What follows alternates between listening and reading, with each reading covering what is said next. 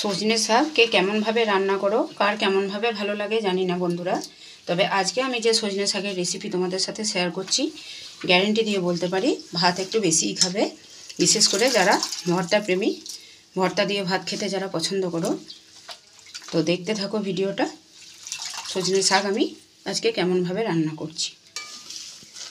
তো দেখো, কড়াইয়ের মধ্যে জল দিয়ে আমি প্রথমে সজনে শাকটা ডাঁটা থেকে বেছে নিয়েছি ভালোভাবে, ধুয়ে নিয়ে এখন সেদ্ধ হতে বসিয়ে দিলাম। সজনে শাকটা খুব ভালোভাবে সেদ্ধ করে নিয়েছি। এখন এটা ঠান্ডা হওয়া পর্যন্ত অপেক্ষা করব। তো বন্ধুরা, আমি এখানে কড়াইয়ে সেদ্ধ করলাম। তো তোমরা চাইলে প্রেসারে একটা হুইসেল দিয়ে নিতে পারো যদি হাতে সময় কম থাকে। এখন কড়াইয়ে তেল দিয়ে দেবো।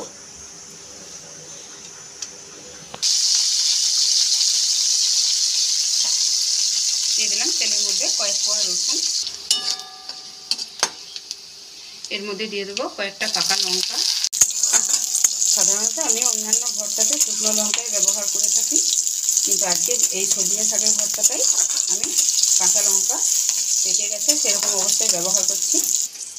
এখন একটা মিক্সি জারের মধ্যে আমি শাকগুলো নিয়ে নেব।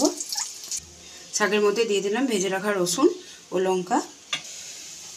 এখন ওই কড়াইয়ের মধ্যে একটু বেশি করে সর্ষের তেল দিয়ে দিলাম। তেলের মধ্যে দিয়ে দিচ্ছি সামান্য কালো জিরে ফোড়ন। একটা মাঝারি সাইজের পেঁয়াজ কুচি করে তেলের মধ্যে দিয়ে দিচ্ছি। এভাবে খুলে খুলে দিলে ভাজাটা তাড়াতাড়ি হবে। শাকটা বেটে নিয়ে ফিরে আসছি। সজনে পাতাটা আমি বেটে নিয়ে চলে এসেছি।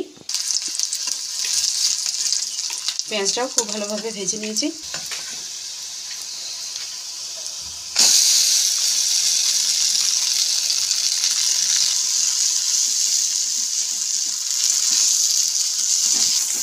ভাজা পেঁয়াজের সাথে সজনে শাক বাটাটা দিয়ে খুব ভালোভাবে নাড়াচাড়া করে নেব। এখানে দিয়ে দিচ্ছি স্বাদ মতো লবণ, সামান্য মতো হলুদ দিয়ে দিলাম। সজনে শাক অনেক সময় কষা লাগে, তাই একটু সামান্য চিনিও দিয়ে দিলাম।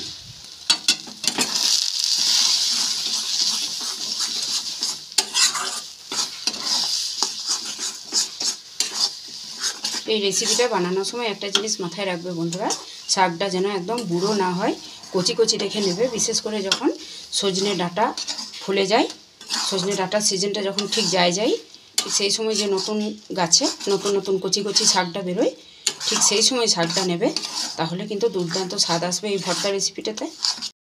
এরকম নাড়াচাড়া করে একদম শুকনো করে নিতে হবে, ঠিক যেরকম কড়াইয়ের গা থেকে যখন উঠে আসবে সেই অবস্থায়।